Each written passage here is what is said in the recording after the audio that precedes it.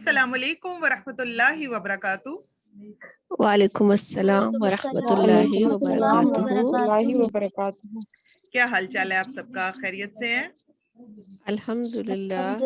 जी आप कैसी हैं? आप कैसे हैं? अल्हम्दुलिल्लाह रब्बिल आलमीन, आप सबकी दुआएं हैं, बहुत शुक्रिया जी। आज का अपना लेसन स्टार्ट कर लेते हैं।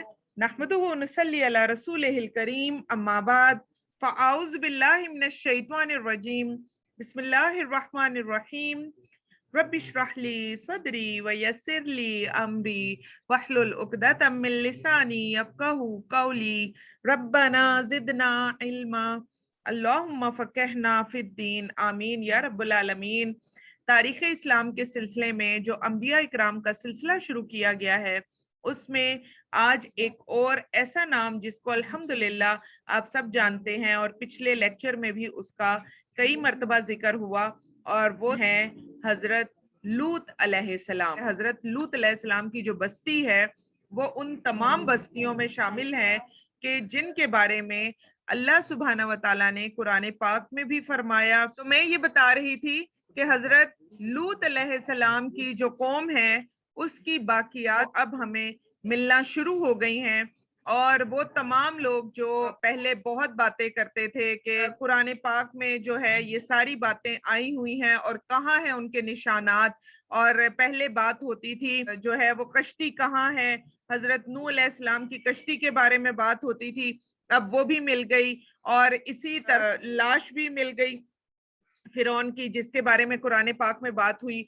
और इसी तरह हजरत लूत अलैहिस्सलाम की जो बस्तियां हैं उनका भी जितने भी बाकियात हैं वो सब की सब मिल गई हैं। और इंशाअल्लाह ताला अभी मैं जो बार बार बस्तियां कह रही हूँ उसकी एक खास वजह है कि 2 से 3 जगह ऐसी हैं जहां से जो बाकियात मिली हैं, तो इन तमाम बाकियात जितनी भी रिलेट की गई तो पता चलता है कि वो जाकर हजरत लूत अलैहिस्सलाम से इनका सारा सिलसिला जो है वो मिलता है।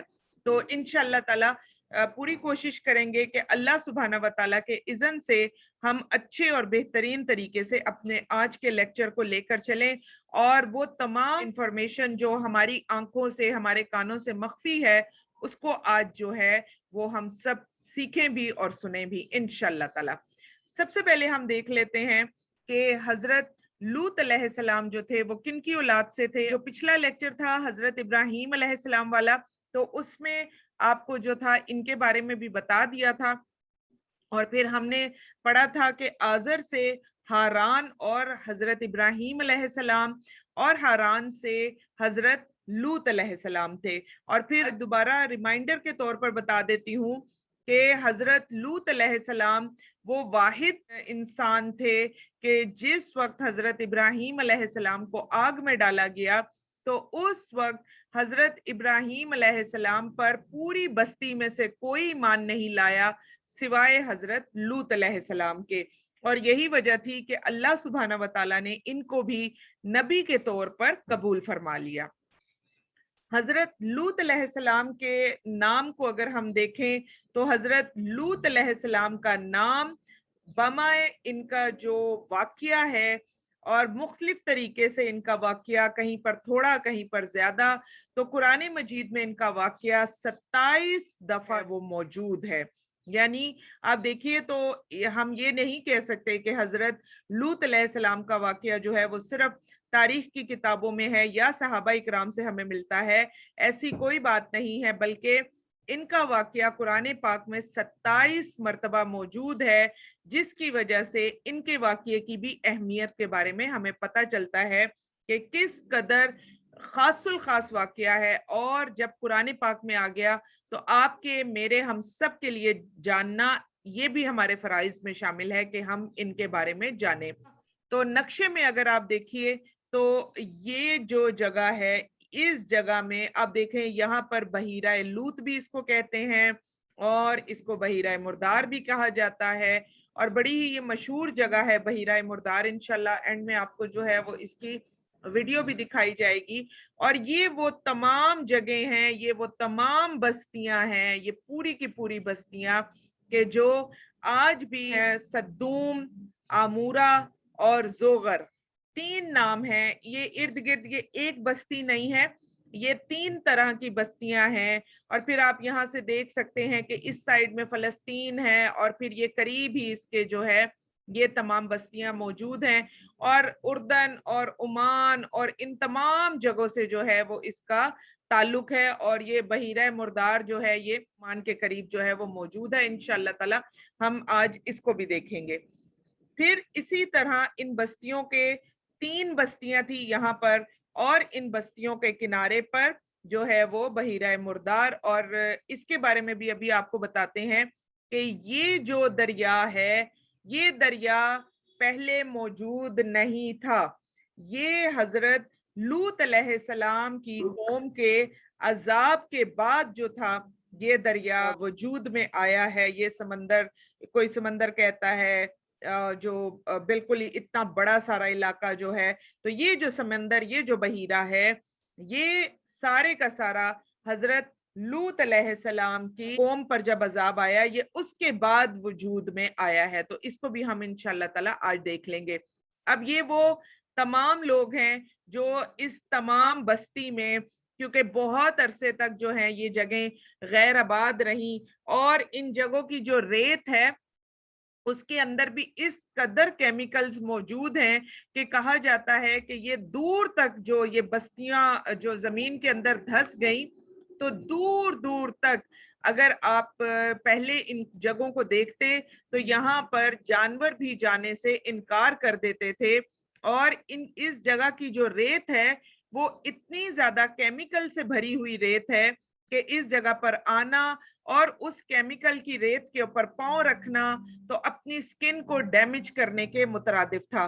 لیکن پھر اب جو ہے نئے نئے اکوپمنٹس اور نئی نئی چیزوں کے ساتھ آپ دیکھیے کہ اس جگہ وہ کھدائی شروع ہو گئی، اور پھر یہ بھی آپ ذہن میں رکھیں کہ یہ کھدائی کوئی بھی مسلمان کنٹری جو ہے وہ نہیں کر رہی، وہ تمام لوگ کر رہے ہیں جو کہ قرآن پاک کی سچائی کو مانتے ہی نہیں ہیں۔ اور آپ دیکھیے کہ جو لوگ نہیں مانتے، اللہ سبحانہ وتعالی یہ تمام بڑے بڑے کام انہی سے ہی کروا رہے ہیں۔ اگر ہم شق القمر کا واقعہ دیکھ لیتے ہیں کہ اللہ سبحانہ وتعالی نے چاند کو جو 2 ٹکڑے کروایا نبی پاک صلی اللہ علیہ وسلم کے ذریعے، تو آپ دیکھیے کہ وہ واقعہ جو تھا اور وہ جو چاند کا 2 ٹکڑے ہونا ہے وہ کون لے کر آیا؟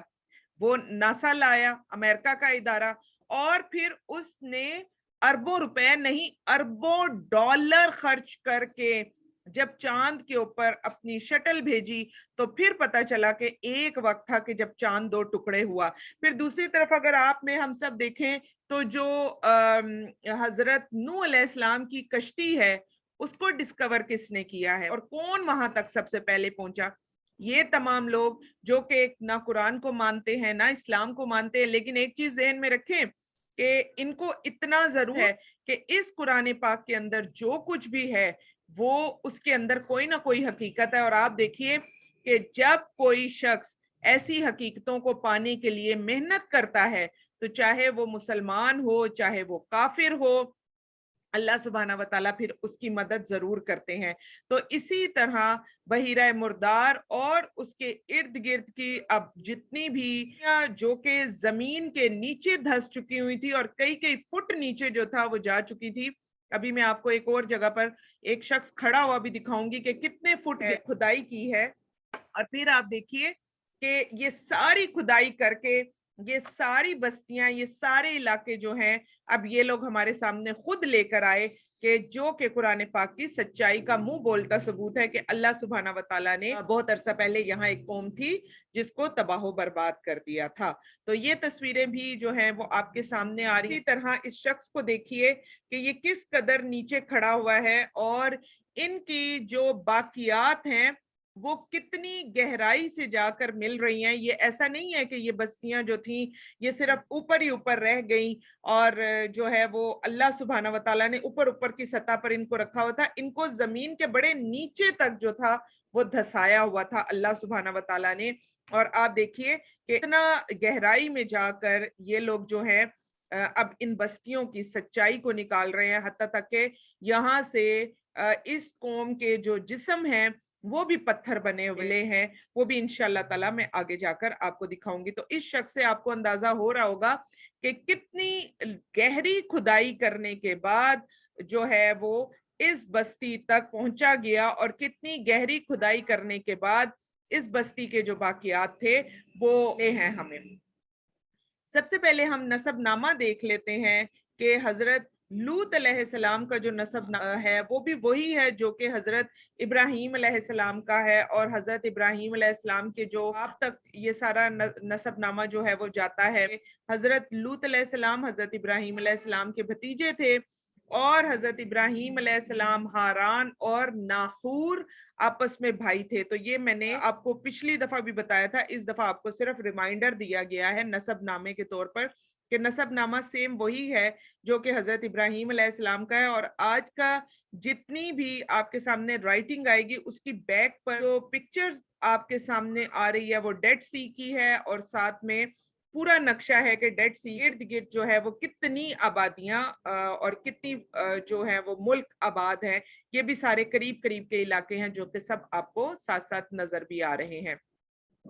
और अभी देख लें कि जो डेड सी है वो अब आपको मुकम्मल तौर पर इस पिक्चर में भी नजर आ रहा है, और इसराइल भी इनके बिल्कुल करीब करीब ही है, क्योंकि ये फलस्तीन और ओमान और ये सारा इलाका था जिसमें हजरत इब्राहीम अलैहिस्सलाम और उसके करीबी हजरत लूत अलैहिस्सलाम को भेजा गया था।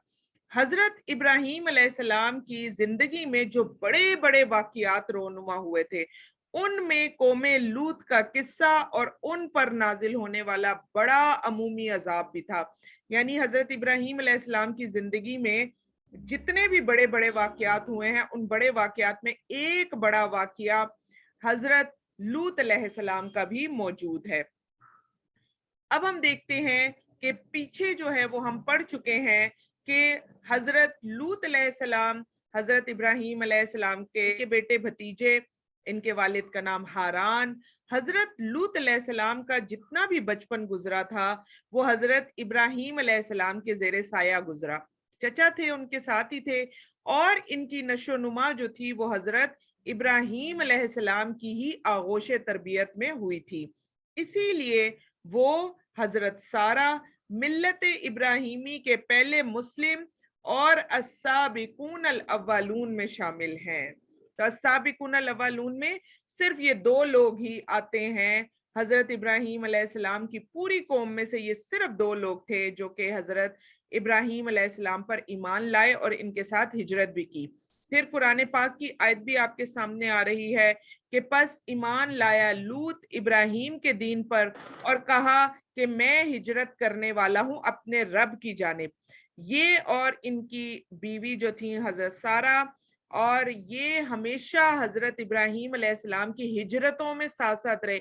हिजरतों में क्यों कहा जा रहा है? क्योंकि हजरत इब्राहीम अलैहिस्सलाम मुख्तलिफ जगहों से हिजरत करते करते फलस्तीन आए थे, और हजरत इब्राहीम अलैहिस्सलाम मिस्र में भी जो है काफी शवाहिद मिलते हैं कि हजरत इब्राहीम अलैहिस्सलाम मिस्र में भी रहे, और आज आपको वहां के भी जो है कुछ वाकयात बताएंगे इंशाअल्लाह ताला। तो ये मिस्र में भी ये हम सफर थे। अब यहाँ पर जो कहा गया है, हजरत लूत अलैहिस्सलाम ने फरमाया कि मैं जो हूँ वो मुहाजिर हूँ, मैं हिजरत करने वाला हूँ अपने रब की जानिब। तो इस आयत के बारे में उल्मा ये कहते हैं कि हजरत लूत अलैहिस्सलाम ने दो तरह की हिजरत की थी। एक तो वतन से हिजरत की थी, जिस जगह पर ये रहते थे उस जगह से हिजरत की थी, और दूसरी इनकी रूहानी हिजरत थी। रूहानी हिजरत से क्या मुराद थी कि इन्होंने बुत परस्ती से अपने आप को ट्रांसफर किया किसकी तरफ? अल्लाह सुब्हाना व तआला की तौहीद की तरफ। तो बुत परस्ती से तौहीद की तरफ जो ये ट्रांसफर हुए थे वो भी एक हिजरत थी। और आप देखिए कि इसीलिए अक्सर ये कहा जाता है कि जरूरी नहीं कि आप किसी दूसरे मुल्क में हिजरत करके जाएं, आप गुनाहों से जो नेकियों की तरफ पलटते हैं वो भी हिजरत होती है, जो कि इसी तरह उल्मा बताते हैं। तो वहीं से हमें पता चलता है, एक तो वतन की हिजरत थी इनकी, और एक रूहानी हिजरत थी बुत परस्ती से अल्लाह सुब्हाना व तआला की तरफ। और फिर ये अब आपके सामने जो है वो क्लियर पिक्चर आपको दिखाई जा रही है कि ये डेड सी जो है कहाँ तक फैला हुआ है, और इसके इर्द गिर्द जो है मुख्तलिफ तरह के मुल्क जो हैं वो भी यहाँ पर मौजूद हैं। तौरात में आता है कि मिस्र के क़याम में चूंकि दोनों के पास काफी साजो ज़मान आ गया था, और इसी तरह कुरान पाक की कई आयात से जो उल्मा इस्तदलाल लेते हैं वो ये है कि हजरत इब्राहीम अलैहिस्सलाम माशी तौर पर बेहतरीन थे, काफी स्ट्रॉन्ग थे। ये क्यों पता चलता है कि हजरत इब्राहीम अलैहिस्सलाम को पैसे वगैरह की कोई इतनी मुश्किल नहीं थी? उसकी वजह ये कि उल्मा ये कहते हैं कि हजरत इब्राहीम अलैहिस्सलाम का अपने मेहमानों के सामने पूरा पूरा जो बकरा है उसको भून कर मेहमानों के सामने रखना, तो ये एक आम इंसान जो है उसका काम नहीं हो सकता, और हर वक्त मेहमानी करते रहना ये भी एक ऐसे शख्स का ही काम हो सकता है कि जो माशी तौर पर जरा स्ट्रांग होता है। तो यहाँ से भी हमें पता चलता है, और फिर कुछ वाकयात जो है वो हमारे सामने इसराइली वाकयात आते हैं जहां से हमें पता चलता है कि हजरत इब्राहीम अलैहिस्सलाम और हजरत लूत अलैहिस्सलाम दोनों माशी तौर पर बेहतरीन लोगों में शुमार होते थे, यानी कोई ऐसी गुर्बत नहीं थी। और फिर आप ये देखिए कि इनके पास जो है वो कहा जाता है कि मवेशियों के बड़े बड़े रेवड़ थे, और मैं नहीं चाहती थी कि ये लाऊं, लेकिन ये बात तकरीबन मैंने कोई 6 तारीख की किताबें पढ़ी और सब में ये बात इसी तरह मौजूद है कि हजरत इब्राहीम अलैहिस्सलाम और हजरत लूत अलैहिस्सलाम के पास मवेशियों के बड़े बड़े रेवड़ थे। और अब वो जो बड़े बड़े रेवड़ थे ये खुद तो उनको लेकर नहीं चलते थे, तो उनके लिए इन्होंने चरवाहे और महाफिज जो थे वो रखे हुए थे। अब क्या होता था कि उन चरवाहे और महाफिजों के दरमियान अक्सर कशमकश रहती थी। हजरत इब्राहीम अलैहिस्सलाम के चरवाहे चाहते थे कि चरागाह और सब्जाजार पहले हमारे रेवड़ जो है वो फायदा उठा ले, जबकि हजरत लूत अलैहिस्सलाम के चरवाहों ये ख्वाहिश होती थी कि पहले जो है वो हमारा हक दिया जाए। तो अब उनकी आपस में जो है वो लड़ाई होना शुरू हो गई। तो जब ये सारी सूरत हाल इन दोनों के सामने आई तो इन्होंने फिर आपस में मशवरा किया, और हजरत इब्राहीम अलैहिस्सलाम ने हजरत लूत अलैहिस्सलाम के साथ बाहमी सलाह मशवरे से ये बात तय पाई कि हम दोनों अलहदा हो जाते हैं। और वैसे भी क्योंकि इन दोनों के पास नबूवत थी तो इन दोनों को अलहदा अलहदा बस्तियों में जाना ही था। तो फिर इन दोनों ने हिजरत की, और कहा जाता है कि मिस्र से ये हिजरत हुई थी, और एक चले गए थे शर्क़े उर्दन के इलाके सद्दूम, और इस जगह को सद्दूम भी कहते हैं, और आमूरा आमूरा की बस्तियां कहते हैं। सद्दूम के बारे में कहा जाता है कि ये वो सारा इलाका है जो कि रेत के टीले और सारी जगह, और आमूरा जो है वो बस्ती थी इसके अंदर। और फिर वहां रहकर इन्होंने दीन हनीफ की तबलीग करते रहे, और हजरत इब्राहीम अलैहिस्सलाम की रिसालत का पैगाम हक भी सुनाते रहे। हजरत इब्राहीम अलैहिस्सलाम रसूल थे और हजरत लूत अलैहिस्सलाम सिर्फ नबी थे। तो तमाम जो शरीयत मिली हुई थी वो हजरत इब्राहीम अलैहिस्सलाम के पास थी। इसलिए हजरत इब्राहीम अलैहिस्सलाम ने जो कुछ हजरत लूत अलैहिस्सलाम को सिखाया वही हजरत लूत अलैहिस्सलाम आगे पहुंचाते रहे। और यहाँ से फिर हजरत इब्राहीम अलैहिस्सलाम जो थे वो वापस फलस्तीन चले गए। तो हजरत लूत अलैहिस्सलाम आ गए, इलाका सद्दूम और आमूरा है, और हजरत इब्राहीम अलैहिस्सलाम जो थे वो फलस्तीन चले गए, वहां रहकर इस्लाम की तबलीग को वो सरबुलंद करे। और फिर इसी तरह फलस्तीन में अल्लाह सुब्हाना व तआला का पैगाम हक जो था हजरत इब्राहीम अलैहिस्सलाम ने बुलंद किया, अल्लाह सुब्हाना व तआला का पैगाम पहुंचाया, और फलस्तीन में रहकर इस्लाम की तालीम और तबलीग को सरबुलंद करते रहे। तो हजरत इब्राहीम अलैहिस्सलाम चले गए थे फलस्तीन, और हजरत लूत अलैहिस्सलाम चले गए थे सद्दूम और आमूरा की बस्तियों की तरफ। सद्दूम उर्दन की वो जानिब जहां आज बहरे मैयत, उर्दू में इसको बहरे मैयत कहते हैं और इसको बहरे लूत भी लोग कहते हैं। बहरे मैयत भी इसको कहा जाता है, बहरे लूत भी कहा जाता है। ये उर्दन की वो जगह है कि जहां पर ये मौजूद है उर्दन में। और फिर इसी तरह ये जो है बड़ी जगह पर ये बहरे मैयत जो है इसका साहिल लगता है। और फिर यही वो जगह है जिसमें सद्दूम और आमूरा की बस्तियां आबाद थीं। اور اس کے قریب قریب بسنے والوں کا یہ بھی اعتقاد ہے کہ پہلے یہ تمام حصہ جو اب سمندر نظر آتا ہے کسی زمانے میں بالکل یہ خشک زمین تھی.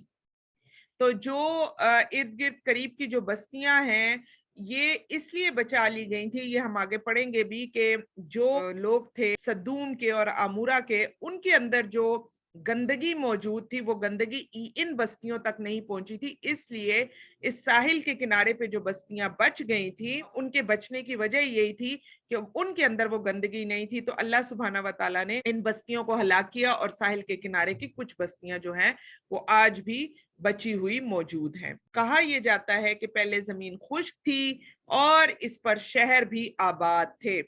سدوم اور آمورا کی آبادیاں اسی مقام پر تھیں اور آج بھی غیر مسلم ہیں وہ بہت بڑے بڑے اکوپمنٹس لے کر اور بڑی کوشش وہ کر رہے ہیں کہ کسی طریقے سے کچھ ایسا ہو کہ وہ بحیرہ مردار کے اندر کے حالات جو ہے وہ پتہ کرے کہ بحیرہ مردار میں ایسا کیا ہے اندر نہیں جا سکتے. اس کے اندر جو آبادیاں جو بستیاں جو کہا جاتا ہے کہ اس کے اندر ڈوب گئیں، ان کے جو مکمل باقیات ہیں وہ لے کر نہیں آ پاتے. اور اس کے اوپر اس پانی کے اوپر جتنا بھی ریسرچ ہوا اس سب کی وجہ یہ بتائی جاتی ہے کہ یہ پانی جو ہے یہ اس قدر کیمیکل سے بھرا ہوا ہے، یہ کیمیکل کا پانی ہے. ایسا کیمیکل جیسے آپ سمجھ لیں تیزابات، ایسے تیزابات کا یہ پانی بھرا ہوا ہے. ایسے تیزابات ہیں اس پانی میں کہ جو تیزاب ہیں اس طرح کے ہیں کہ جس کی وجہ سے انسان جو ہے وہ ڈوبتا نہیں ہے اور اس پانی کے اوپر ہی اوپر تیرتا چلا جاتا ہے. تو پھر ابھی دیکھتے ہیں کہ ان کا کیا گناہ تھا جس کی وجہ سے ان کی بستیوں کے اوپر یہ تیزاب والا پانی آ گیا. اور پھر کہا جاتا ہے کہ یہ مقام شروع سے سمندر نہیں تھا، بلکہ جب قوم لوط پر عذاب آیا اور اس سرزمین کا تختہ الٹ دیا گیا، سخت زلزلے اور بھونچال آئے، تب یہ زمین تقریباً 400 میٹر سمندر سے نیچے چلی گئی اور اس کے اوپر پانی ابھر آیا. اسی لیے اس کا نام بحر میت یا بحر لوط ہے. اور یہ جو ہے آپ کو مختلف کتابوں کے اندر یہی ساری بات ملے گی. یہ صحیح ہو یا غلط، بہرحال یہ مسئلہ حقیقت رکھتا ہے کہ اسی بحر میت کے ساحل پر وہ حادثہ رونما ہوا جو قوم لوط کے عذاب سے موسوم ہے. جو گزشتہ 2 سال کی عصری تحقیق نے بحر میت کے ساحل پر لوط علیہ السلام کی بستیوں کے بعض تباہ شدہ آثار وہ سامنے لا کر علم و یقین کے سامنے سر تسلیم خم کر دیا. پہلے تو لوگ مانتے ہی نہیں تھے کہ کوئی بستیاں تھیں، اب تو بستیاں بھی سامنے آ گئی ہیں. اور اب میں نے آپ کو بھی کئی پکچرز جو ہیں وہ دکھا دی ہیں کہ ان بستیوں کی تصویریں اب آنا شروع ہو گئی ہیں. تو پہلے جو لوگ نہیں مانتے تھے وہ اب وہ بھی ماننا شروع ہو گئے کہ ہاں یہاں پر بستیاں موجود تھیں، پہلے یہاں پانی نہیں تھا. اور وہ جو بستیاں ہیں ان کو اللہ سبحانہ و تعالیٰ نے تباہ و برباد کر کے زمین کے نیچے کر دیا تھا. اور یہ اس بات کا اعلان ہے یا 1450 سال اگر ہم سمجھیں تو اس سے قبل قرآن پاک نے جو بات کہی تھی یہ اس کی سچائی پر بیسڈ ہے. حضرت لوط علیہ السلام نے سدوم کا رخ کیا. یہاں 2 بستیاں سدوم اور آمورا بہت مشہور تھی. میں نے ابھی آپ کو جیسے بتایا نا سدوم وہ علاقہ تھا جو کہ آج بھی موجود ہے، جیسے صحرا ہوتا ہے اس طرح کا علاقہ آج کل موجود ہے سدوم. اور آمورا جو ہے یہاں پر ساری زمین کے نیچے سے بستیاں نکلی ہیں اور ان کا تعلق قوم سمود سے تھا. اب آپ دیکھیے کہ ان کا تعلق بھی جا کے قوم سمود سے لگتا ہے. یہ بہت ہی برے لوگوں کی بستیاں تھیں. ان کے 2 بڑے سردار تھے اور بستیوں کے سارے لوگ ان کے مطیع اور فرما بردار تھے.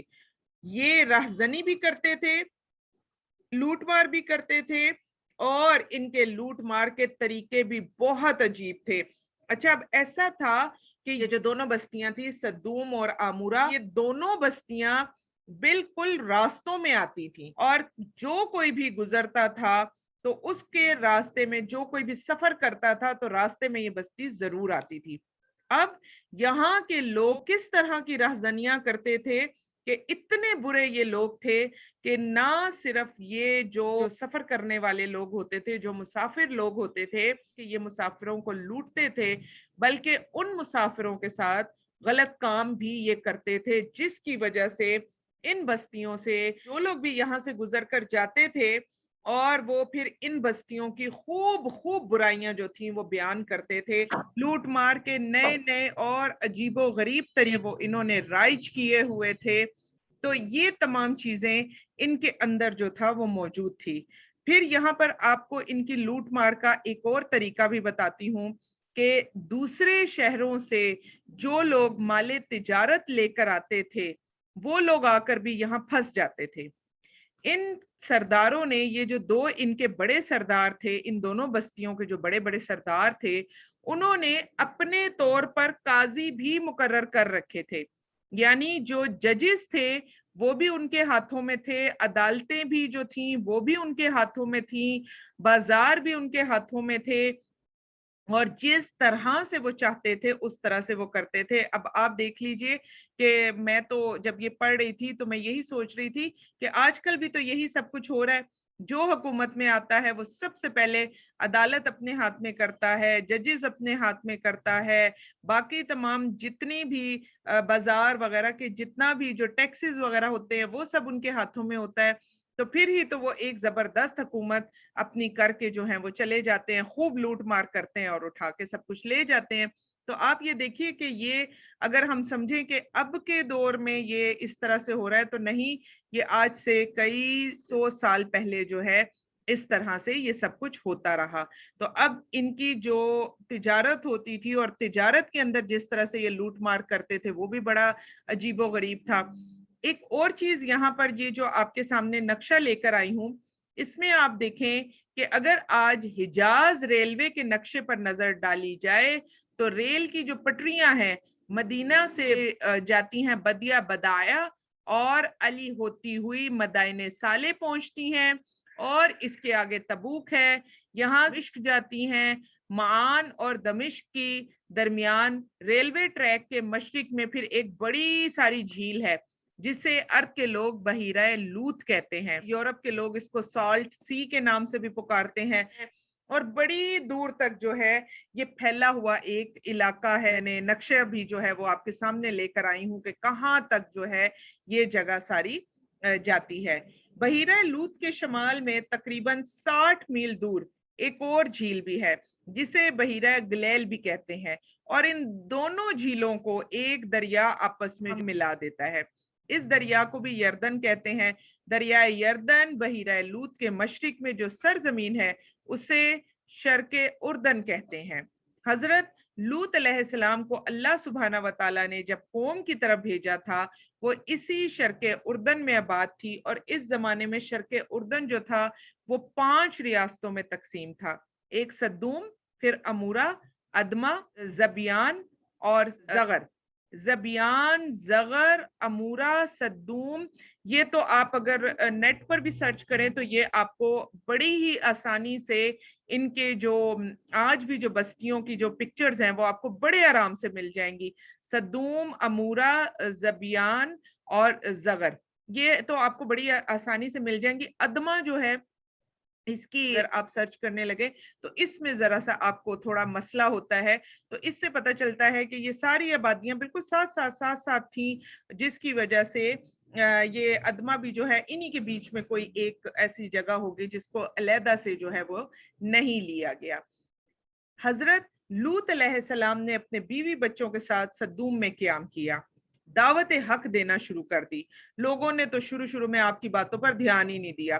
آپ دیکھیں بعض اوقات ایسا ہوتا ہے نا، بہت سارے لوگ آپ کو کہہ رہے ہوتے ہیں کہ بھئی ٹی وی والے بھی تو ہیں، اور ٹی وی والے جو ہیں وہ بھی تو یہ سارے کام کر رہے ہیں، اور آپ لوگ جب بتاتی ہیں، آپ یہ بتاتی ہیں یہ بدعت ہے، یہ ایسا ہے، یہ ویسا ہے، تو کیا ٹی وی والوں کو نہیں پتا؟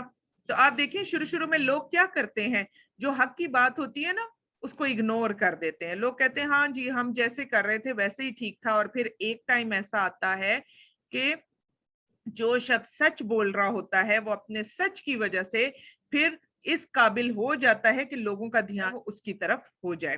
تو اب کیا ہوا کہ ان لوگوں نے بھی جو ہی حضرت لوط علیہ السلام نے شروع میں ان کو منع کیا، انہوں نے کوئی دھیان نہیں دیا.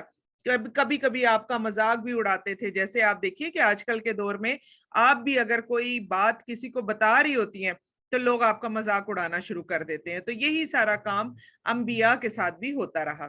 اس دوران میں بابل کے بادشاہ نے سدوم پر حملہ کر دیا. خاصی لوٹ مار کے بعد سدوم کے لوگوں کو ان کے مویشیوں سمیت قیدی بنا لیا. ان قیدیوں میں حضرت لوط علیہ السلام کے بیوی، بچے اور مویشی بھی تھے.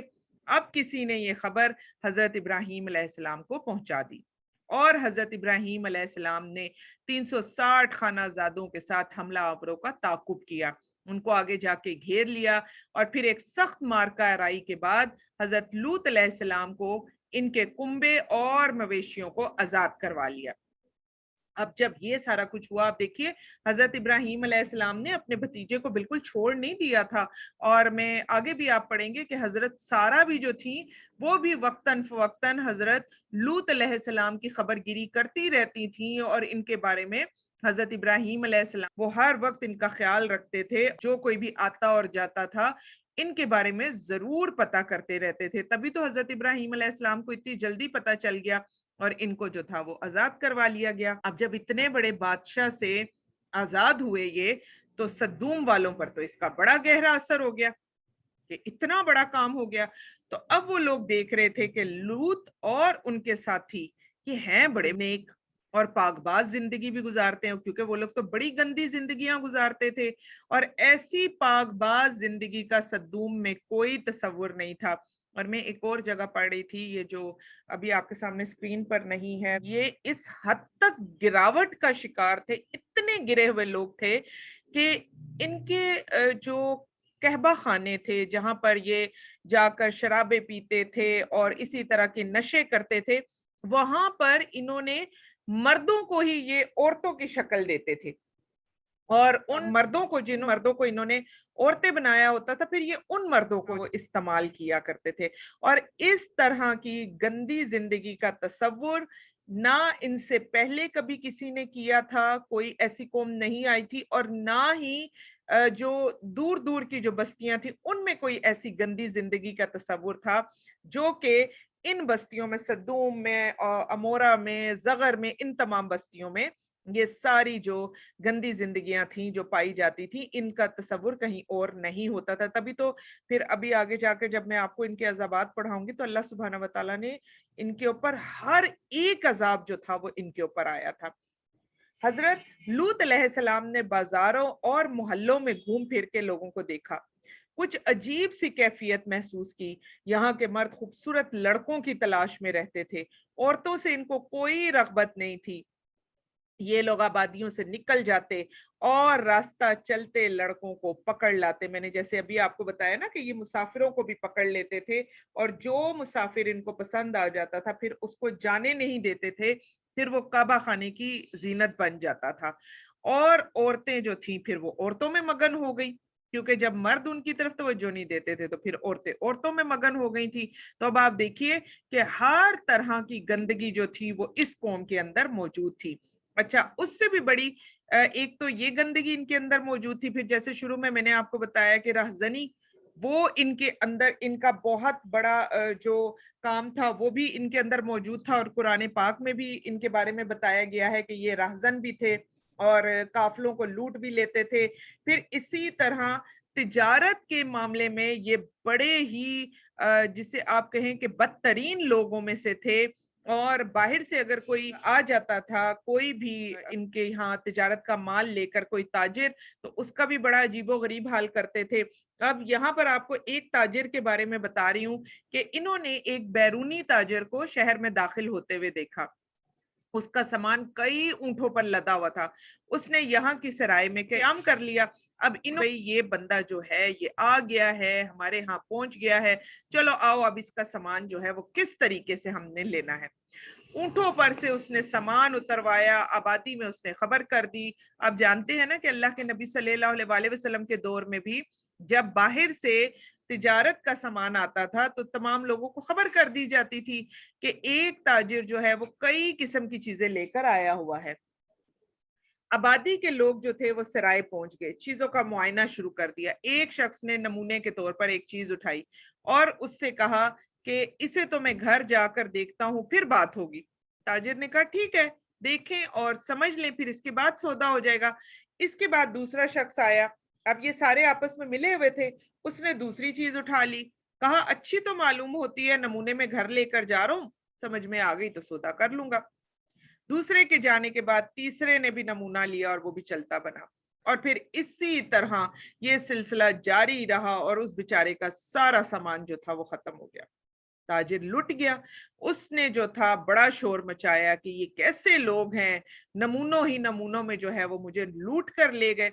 उसने अदालत में इनके खिलाफ मुकदमा दायर करवा दिया। जब ज्यादा शोर शराबा हुआ और अदालतें तो वैसे ही इनकी बिकी हुई थी, तो एक शख्स आ गया, वापस आ गया।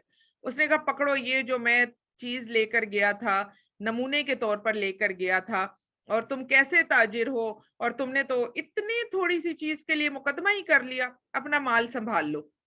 ताजिर को तो पहले ही बड़ा गुस्सा था कि ऊंटों का भरा हुआ जो था वो माल, वो सारे का सारा जो था वो गायब हो गया।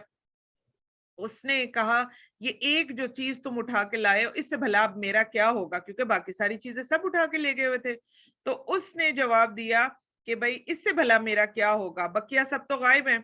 उसने जवाब दिया मैं तो अपनी बात जानता हूँ, दूसरों से मेरा कोई ताल्लुक नहीं। अब आप देखिए ना कि एक शख्स एक एक चीज लेकर गया था, सारी इकट्ठी तो लेकर नहीं गया। तो उसने कहा भाई मैं तो ये एक लेकर गया था, इससे मेरा ताल्लुक है, बाकी चीजों से जो है वो मेरा कोई ताल्लुक नहीं है, और बस मैं तो ये तुम्हारे लिए ले आया हूं। अब जो ताजिर था उसने गुस्से में कहा कि इसको ले जा, अपने घर में रख ले। उस शख्स ने वो चीज वापस ले ली और फिर कहा कि तू कैसा ताजिर है, पहले तू दे देता है, फिर तू शोर मचाता है, फिर तू अदालत में जाता है। कि जब वो चीज ले गया तो बाकियों को भी उसने बता दी, और फिर क्या हुआ कि ये बात मशहूर हो गई कि ताजिर ने अपना नमूना वापस लेने से इनकार कर दिया है। बस ये बात मशहूर करने की देर थी, एक शख्स को भेजा, बात मशहूर करवाई, और उसके बाद जो मुकदमा था वो अदालत से खारिज हो गया। तो आप देखिए कि ये किस किस तरीके से लोगों के माल को लूट कर ले जाते थे, और लोगों को खबर भी नहीं होती थी। इन्होंने नए नए तरीके वो अपनाए हुए थे।